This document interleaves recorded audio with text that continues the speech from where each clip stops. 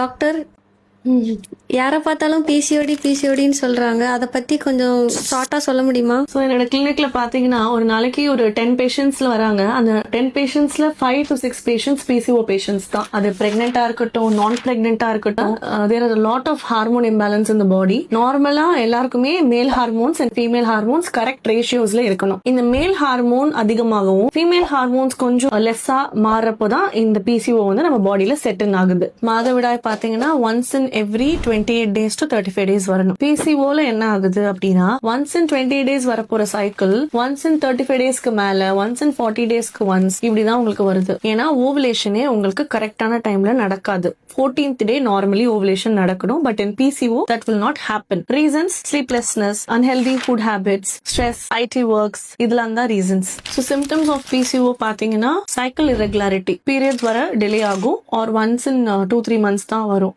Second வந்து acne, hair fall, frequent hair breakouts, sudden weight gain, delayed ovulation, உங்களோட கரெக்டான டைம்ல வெடிச்சு வெளியில ரிலீஸ் ஆகாததுனால fertility issuesம் காமனா பிசிஓடில இருக்கும். ட்ரீட்மெண்ட் பாத்தீங்கன்னா இதுக்கு ரெண்டு தான். Healthy life style habits, good food habits and wait reduction. At least நீங்க ஒரு 5 to 10 kgs வெயிட் ரெடியூஸ் பண்ணிட்டீங்கன்னா நார்மலைஸ் பண்ணிக்கலாம். PCO is not a disease, it is a life style disorder.